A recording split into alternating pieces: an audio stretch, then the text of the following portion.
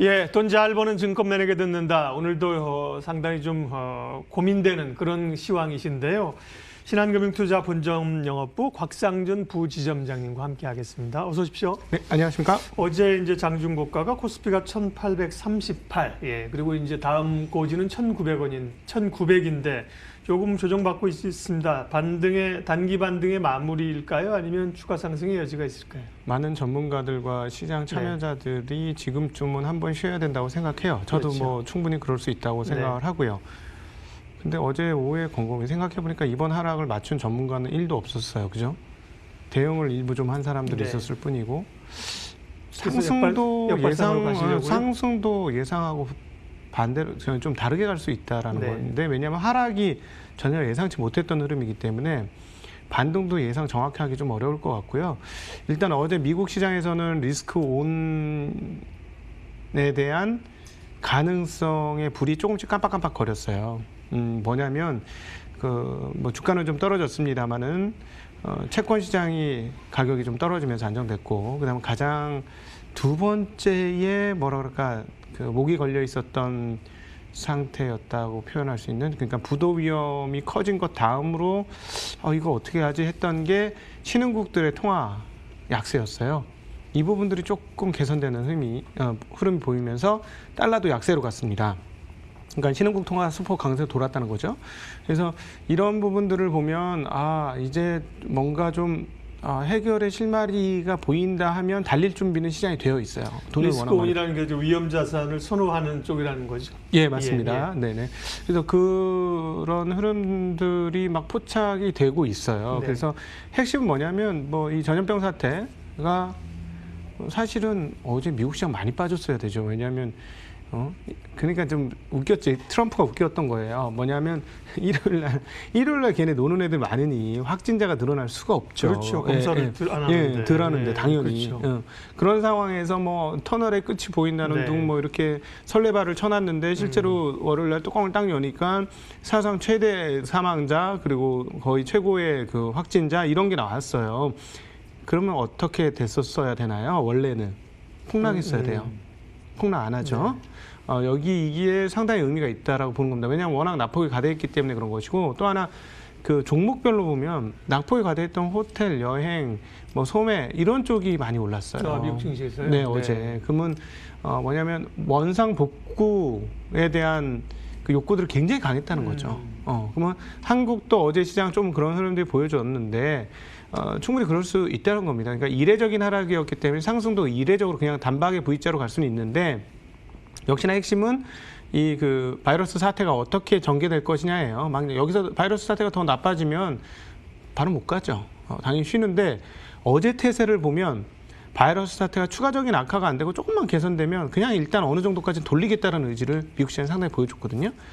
그렇다면 한국으로 전이를 해서 생각을 해보면 한국 같은 경우는 이미 바이러스 사태가 물론 우려가 계속 있습니다. 서울 쪽에서 확산되면 우리 전철 한 칸 타보면 출퇴근 시간에 한 칸에만 200~300명 정도 들어있는 것처럼 많잖아요. 그러니까 한번 터졌다면 이건 걷잡을 수 없다. 충분히 그런 위험성은 있긴 하지만 일단 한국은 좀 꺾였잖아요. 그러니까 한국 같은 경우는 사실 먼저 왔고 먼저 충격을 받았고 또 먼저 회복이 되고 있다면 그 부분 반영할 수 있는 거는 큰 문제가 아니고, 또 하나 수급상으로 보면 없었던 수급이 생겼고, 그리고 연기금이 4월 달부터 왔고, 없었던 수급은 뭐예요? 개인들의 수급이 생겼잖아요. 그다음에 연기금도 들어왔고, 그다음에 외국인들이 그 해외 쪽에서 좀 안정이 돼서 리스크온이 불이 들어올랑 말랑하면 들 팔겠죠. 그렇겠죠. 오늘 약간 그렇잖아요. 들 팔면 상당히 세게 붙을 수도 있다는 거예요. 그래서 사실 양쪽으로 다 열어놔야 될 것 같고, 개인적으로는 그렇습니다. 연기금이 들어온 이상 연기금이 사주는 동안에는 지수 방어가 좀 될 것 같다. 그래서 한 다음 주 초까지는 지수 방어가 생각보다는 잘 되지 않을까. 그러니까 미국 시장의 폭락이 아니면 그렇게 한국 시장 그렇게 크게 밑으로 폭락하지 않을 수도 있다라고 생각을 합니다. 본능과 다수의 의견을 일부러 좀 거스려서 반대쪽의 시각을 많이 읽으시려고 노력을 하시네요. 외국인들 수급 얘기 좀 해야 되는데, 그 전에 외국인 얘기랑 삼성전자 얘기 있는데, 시간이 없다면 삼성전자와 부품주 얘기가 더 좀 피부에 와닿기 때문에요. 삼성전자 그리고 이제 관련주 IT 부품주를 좀 더 보자는 의견이 있다고 그래요. 예, 관련해서. 삼성전자는 이제 그러니까 우리가 주식에서 네. 투자해서 수익을 내려면 이번 이제 어제 실적 6조 5천억이 나왔잖아요. 그거 잘 나왔다. 그거 잘 나왔다고 지금 반응을 하고 계신데 이건 뭐 이미 끝난 과거를 가지고 얘기하는 건 웃기는 얘기예요. 투자에서는 그러면 2분기 실적은 어떨 건데 이 생각을 해야 되지 않습니까? 그럼 결국 그것도 이제 이 코로나 바이러스 사태하고 연관이 되어 있는데 실질적으로 휴대폰 사업부는 상당히 꺾이는 게 이제 2분기부터 확연히 보일 거예요. 근데 그 2위 사업이잖아요. 지금 현재로는 옛날에는 1위 사업이었고 네. 반도체는 좋아요. 지금 뭐 마이크로소프트라든가 모든 이 데이터 센터들의 트래픽이 폭증하고 있기 때문에 반도체 좋을 거다 이렇게 예상을 할 수 있는데 근데 잘 생각해 보세요. 반도체가 거기만 쓰입니까? 아니에요. 핸드폰 판매 대수는 1년에 13에서 15억 대가 팔려요. 반도체 최고 수요처는 모바일입니다. 핸드폰이에요. 근데 이 핸드폰이 지금 뭐 10몇 프로에서 20몇 프로 사이 꺾였다 하는데 만약에 현재 상황이 진행되면서 30몇 프로 이렇게 꺾인다면 반도체 수요의 가장 중요한 수요의 30%가 꺾이는 거예요. 예를 들자면. 랜드 쪽이, 예. 네, 그렇기 때문에 그 부분에 대한 아니죠. D램도 엄청나죠. 왜냐하면은 지금 컴퓨터 하나보다 더 많이 쓰지 않습니까? 12램 이렇게 쓰지 않습니까? 12기가 램. 그러니까 어마어마하기 때문에 그러니까 그 부분도 감안하셔야 돼요. 그래서 삼성전자를 보실 때는 2분기 실적이 어떠냐? 그럼 2분기 실적은 뭐 뻔하게 지금 그 셧다운 기간들이 언제까지냐예요. 그럼 자 이렇게 결론 낼 수 있어요. 셧다운 기간이 4월 말 5월 초 끝난다. 오, 좋아. 그냥 V자로 가. 이렇게 되는 거고요. 만약에 5월 말에서 6월 달까지 늘어져. 이러면 쉬어야 됩니다. 그리고 하반기까지 이어진다. 떨어져야 됩니다. 이렇게 대응을 하시면 될 것 같습니다. 삼성전자나 부품주에 대해서 기대를 조금 하면서 여쭤봤는데 그렇게 그 부분은 긍정적인 답변을 그건 모르죠. 네. 아니 왜냐면 말씀드렸던 대로 네. 4월 말이나 5월 초에 끝나면 뭐 가격 떨어진 것도 있고 지금 저기는 살아 있잖아요. 생생하게 살아 있잖아요. 제가 보기에는 그 유발 하라리도 그 얘기를 했는데 이 몇 주간의 상황이 우리의 삶의 태도와 모양 형태들을 상당히 많이 바꿀 수 있다. 저는 이런 생각도 들더라고요. 요즘 이제 온라인 강의가 시작된 학교에서 교사는 왜 필요한 건데? 이런 생각이 들더라고요. 그러니까 이게 지각 변동을 시킬 수가 있어요. 그러니까 여기서 두세 주로 익숙해졌는데 이거 안 해본 걸 해봤는데 괜찮은데 할만해.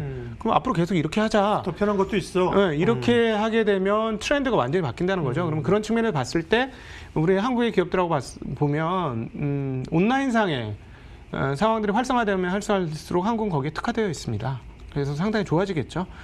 그래서 이게 빨리 끝나는데 온라인상의 세계가 살아있다면 상당히 실적 호전 속도는 빠를 수도 있어요. 예. 근데 그거는 웃기는 얘기인 거죠. 이렇게 된다 저렇게 된다 누가 얘기하는데 아무도 얘기할 수 없어요. 왜냐하면 그 부분들은 아직 마감이 안 되는 상황이고 진행형이니까. 그래서 그 진행되는 상황을 보고 대응을 하셔야 될 것 같습니다. 적지 않은 투자자들이 워낙 그 급락 패닉 상황을 받고 꽤 빠른 반등을 받기 때문에 재차 하락을 기다리며 일부점 주식을 매도해 놓은 상태일 겁니다. 그런데 하락이 안 나오는 거잖아요. 예.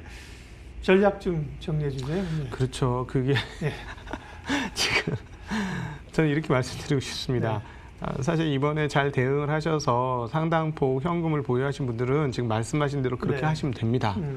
이미 뭐 바닥에서 상당 부분 수익이 올라왔고 굉장히 빠른 수익이 올라왔기 때문에 시장 대비 이미 초과 수익을 이미 달성하셨을 것이고요. 근데 주식을 가지셨던 분들은 사실 2200포인트에서는 뭐 저도 좀 그랬습니다만은 저도 많이 그랬습니다만은 상당히 강세 시황을 가지고 계셨을 거예요. 왜냐하면 충분히 강세 시황을 가져도 문제 없던 상황이었어요. 그랬기 때문에 그런 시황을 가지고 있었던 분들은 이번을 온몸으로 다 두들겨 맞았을 겁니다. 그러면 주식을 가지고 있는 근데 지금 태도는 뭐예요? 약세관으로 바뀐 거예요. 한 달 만에 시황이 약세관으로 바뀌면서 약세 대응을 하려고 해요. 지난번에 강세 시황을 어그러지게 만들었는데 과연 지금도 약세 시황이 맞을 것인지 고민을 해보셔야 되고 회복이 덜 된 분들은 저는 이렇게 생각하고 싶어요. 일반 개인 투자자라면 내가 갖고 있는 기업들이 나쁘지 않다면 1년 뒤의 상황을 한번 생각해보자. 오히려 그래서 제가 계속 주문을 하고 제 카페에도 올리고 얘기하고 하는 것들은 뭐냐면 엉덩이를 가볍게 들지 마라. 네, 함부로 뛰지 마라. 그냥 엉덩이 붙이는 게 오히려 결과적으로는 더 나을 수 있을 것이다. 괜히 머리 쓰다 다친다. 이런 말씀 드리고 싶습니다. 네. 엉덩이도 붙여야 되고 그러려면 모니터를 꺼야 되는데 모니터나 뉴스나 이게 스마트폰을 손에 쥐고 사니까 어려워요. 그죠? 근데 맨날 놓치니까. 아니 뭐 개인들이 솔직히 말해서 저도 마찬가지고 네. 누구나 다 그렇습니다만은 이건 심리 싸움이잖아요. 네. 안델 코스타놀라가 얘기하듯이 정말 절대적인 심리 싸움이거든요. 저는 행동경제학이 이렇게까지 부흥하게 된 거는 주식시장의 영향이 굉장히 크다고 생각해요. 왜냐하면 이게 절대적인 심리 싸움에 의해서 결과치가 달라진다는 게 뻔히 보이는 거거든요. 네. 심리 싸움에서 못 이깁니다. 이긴다고 생각하지 마세요. 이미 졌잖아요. 그럼 앞으로도 질 거라고 생각하세요. 그러니까 심리를 노출시키지 마세요. 그런 뉴스에 오히려. 말씀하신 것처럼 휴가를 네. 갔다 오는 게 훨씬 더 결과치가 좋을 가능성도 있습니다. 방법이 네. 좋은데요. 그러기는 현실적으로 어려우니까 보면서 좀 거꾸로 보면 좋겠네요. 네. 네, 원래 뭐 틀린 사람은 이번 장에서 틀린 사람은 네. 앞으로도 나는 틀릴 것이다라고 생각하고 대응하시는 게 더 맞을 가능성이 높습니다. 네. 거꾸로 보자는 건 시각을 거꾸로 보려고 하면 차라리 스마트폰을 기사를 볼 때 이렇게 보지 말고요. 이게 거꾸로 해가지고 잘 안 보일 거 아니에요. 그러면서 이제 역으로 좀 생각하는 거죠. 말씀하신 것처럼 반대 방향으로 좀 생각하려는 시각들을. 예, 오늘 뭐 듣고 싶은 얘기는 늘 많지만 오늘 여기까지 하겠습니다. 리스크온 불이 좀 미국도 이렇게 들어오는 것 같고 여기서 시각을 꺾을 이유는 별로 없다는 말씀이세요. 신한금융투자 본점 영업부 곽상준 부지점장님 함께했습니다. 고맙습니다. 네, 감사합니다.